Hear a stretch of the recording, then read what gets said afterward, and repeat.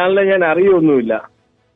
പക്ഷെ അയാൾക്കൊരു പറയുന്നതിലൊരു ന്യായമുണ്ടെന്നും അതിൻ്റെ അകത്തൊരു സത്യമുണ്ടെന്നും എനിക്ക് ബോധ്യമുള്ളതുകൊണ്ടാണ് ഞാൻ നേരത്തെ തന്നെ പറഞ്ഞു. അതിപ്പോഴും ഞാൻ ആവർത്തിക്കുന്നു. യദു എന്നെ വിളിച്ചാൽ ഡ്യൂട്ടി കൊടുക്കാൻ ഞാൻ തയ്യാറാണ്. അതിൽ യദു എൻ്റെ കൂടെ വരികയാണെങ്കിൽ തുടർന്നുള്ള ഈ കേസിന്റെ നടത്തിപ്പുകളും കാര്യങ്ങളും ഞാനത് ഏറ്റെടുക്കുകയും ചെയ്യും. അത് ഏത് രീതിയിൽ യദുവിന് ജയം ഉണ്ടാക്കാവോ ആ രീതിയിൽ ഞാനത് ചെയ്യുകയും ചെയ്യും. പക്ഷെ യദു വന്നില്ല എങ്കിൽ എനിക്ക് പറയാനില്ല. പിന്നെ യദു എന്തുകൊണ്ട് KSRTC നിൽക്കുന്നു ചോദിച്ചാൽ എനിക്ക് പറയാൻ അറിയില്ല. ഒരു ദിവസം ഡ്യൂട്ടി ചെയ്താൽ 710 രൂപ കിട്ടും. 710 715 രൂപ ഇങ്ങനത്തെ കിട്ടും. അപ്പം ഒരാള് കോഴിക്കോടോ വയനാടോ പോയിട്ട് വരുമ്പം അവൻ രണ്ട് ഡ്യൂട്ടി കിട്ടുമ്പം 1500 രൂപ കിട്ടും. ആ സ്ഥാനത്ത് എന്റെ പത്തനംതിട്ട കോയമ്പത്തൂർ വണ്ടി ഓടുന്ന ആളിന് 3000 രൂപ ശമ്പളമുണ്ട്. അപ്പം ഏതാ ഭേദം കൂട്ടട്ടെ. അതാലോചിച്ചിട്ട് പുള്ളി പോരുകയാണെങ്കിൽ ഓക്കെ, ഞാൻ ധൈര്യമായിട്ട് ഡ്യൂട്ടി കൊടുത്തിരിക്കും. യദുവിന് ജോലി കൊടുക്കാൻ താങ്കൾ തയ്യാറാണ്? 100% ഞാൻ തയ്യാറാണ്. ഒപ്പം വെല്ലുവിളിയുടെ ഭാഗമായിട്ട് തന്നെ കൂട്ടാം. ഒപ്പം അദ്ദേഹത്തിനെതിരെയുള്ള കേസുകളും താങ്കൾ ഏറ്റെടുത്ത് നടത്തും? കാരണം നടത്തിയാൽ വിജയം കണ്ടെത്തും എന്നുള്ളത് എനിക്ക് ഉറപ്പുള്ള കേസുകളാണ്. അതിന്റെ പോയിന്റുകൾ എന്താണെന്ന് ചോദിച്ചാൽ നമ്മൾ ചിന്തിക്കുക, നിസാർ ഒരു ഫോൺ കോൾ, ഒരു ഫോണിൽ ഒരു സിറ്റിയുടെ മേയർ ഒരു ഫോൺ കോൾ ചെയ്താൽ തീരാവുന്ന കാര്യത്തിന് വേണ്ടിയാണ് ഈ കോലാഹലങ്ങൾ മുഴുവൻ ഉണ്ടാക്കുന്നത്. നമുക്കറിയാമല്ലോ, KSRTCയുടെ ബസ്സുകൾ തടഞ്ഞ പല കേസുകളും ഞാൻ കണ്ടിട്ടുണ്ട്. എല്ലാം തന്നെ ആ കേസ് പോലീസ് എടുത്തിട്ടുമുണ്ട്. എന്തേ ഇത് KSRTCയുടെ കേസ് എടുക്കാത്തെ? തടയുന്ന ആളുകൾക്കെതിരെ കേസ് എടുക്കുന്നതാണ് പതിവ്. പക്ഷെ ഇവിടെ അത് ഉണ്ടായില്ല എന്നുള്ളതാണ് ആരോപണം, അല്ലേ? ഇത് നേരെ തിരിഞ്ഞുപോയി. ഇത് യദുവിന് KSRTC ഡ്രൈവർക്കെതിരെ കേസെടുത്തു.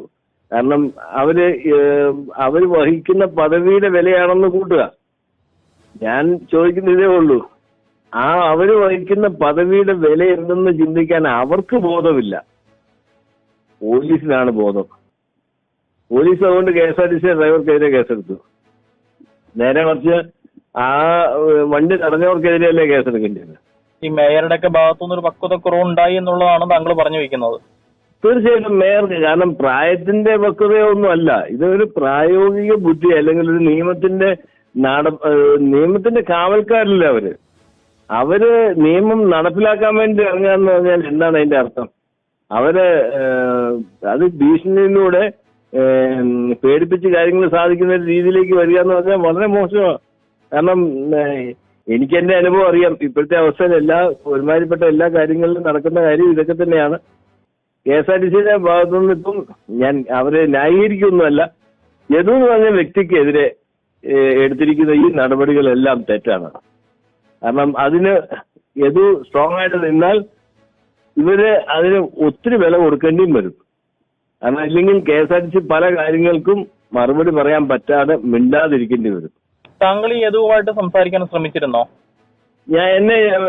യദു ഒരു യൂട്യൂബ് ചാനൽ വഴി എന്നെ വിളിച്ചിരുന്നു. ഞാൻ കൃത്യമായിട്ട് എന്റെ നിലപാട് ഞാൻ അറിയിച്ചിട്ടുണ്ട്. എന്ന് ഇത് പറ്റില്ല, ഇന്ന് ഇത് പെൻഷൻ ഒന്നും കിട്ടുന്ന കാര്യമല്ല, എന്ന് ഇത് പറ്റില്ല എന്ന് തോന്നിയ ആ സെക്കൻഡിൽ എന്നെ വിളിച്ചു. പിറ്റേ ദിവസം ഡ്യൂട്ടി ഞാൻ ഇട്ടേക്കാം. അതിനൊന്നും ഒരു മാറ്റവും ഇല്ല. നമ്മൾ പറഞ്ഞ വാക്കിന്ന് പുറകോട്ട് പോവില്ല. ഇത് ഒരു കാര്യം മാത്രം പറയാണ്, നിലവില് പൊതുജനത്തിനോട് ചോദിക്കുക, ഈ അർഹതയില്ലാത്തവനെ അർഹതയില്ലാത്ത സ്ഥാനത്ത് പിടിച്ചിരുത്തിയാൽ എന്ത് നടക്കുമെന്ന് ചോദിച്ചാൽ അവനവൻ ഇരിക്കേണ്ടത് അവനവൻ ഇരുന്നില്ലെങ്കിൽ അവിടെ ആരാണ്ടൊക്കെ കയറി ഇരിക്കുമെന്ന് പണ്ട് കാരണന്മാര് പറഞ്ഞ് ഞാൻ കേട്ടിട്ടുണ്ട്. ആ അവസ്ഥയാണ് ഇപ്പം നടക്കുന്നത്. കാരണം ഇതേ ഉള്ളൂ, അവരുടെ വില എന്താണ്, അവരാരാണ് ശരിക്കും ഒന്ന് ആലോചിച്ച്. ആ മേയറോ MLA ആരെങ്കിലും ആ തിരുവനന്തപുരത്ത് ഏതെങ്കിലും ഒരു പോലീസ് സ്റ്റേഷനിൽ ഇല്ല ട്രാഫിക് സ്റ്റേഷനിൽ വിളിച്ചിട്ട് ഇത് ഇങ്ങനൊരു സംഭവം ഉണ്ടായി, ഇന്ന വണ്ടി ഇന്ന പോലെയാണ് നടന്നത് എന്ന് പറഞ്ഞാൽ പോലീസ് കേസെടുക്കുകയല്ലേ? ഇതിനു വേണ്ടി ആ വണ്ടിയിൽ വന്ന യാത്രക്കാരെ മുഴുവൻ വഴിയിലിറക്കി വിട്ട് ആ മനുഷ്യനെ മുഴുവൻ കഷ്ടപ്പെടുത്തി 15 പേരെ ഉള്ളൂ എന്ന് പറയുന്നുണ്ട്. ആ 15 പേരും മനുഷ്യരല്ലേ? ഇവിടുത്തെ നമ്മുടെയൊക്കെ നികുതിദായകർ തന്നെയല്ലേ അവരും? അവരെയാണ് വഴിയിലിറക്കി വിട്ടിട്ട് ഈ പറഞ്ഞ നമ്മൾ കൊടുത്ത അധികാരവർഗം നമ്മളെ വലിച്ച് വഴിയിലിറക്കി വിട്ടിട്ട് വണ്ടി എടുത്തുകൊണ്ട് പോയെന്ന് കൂട്ടണം. അപ്പൊ അതിന്റെ അർത്ഥം നമ്മൾ ഏത് നിലയിൽ എത്തി നിൽക്കുന്നു എന്നുള്ളതാണ് ഞാൻ പറയുന്നത്. ഓക്കെ വ്യക്തമാണ്.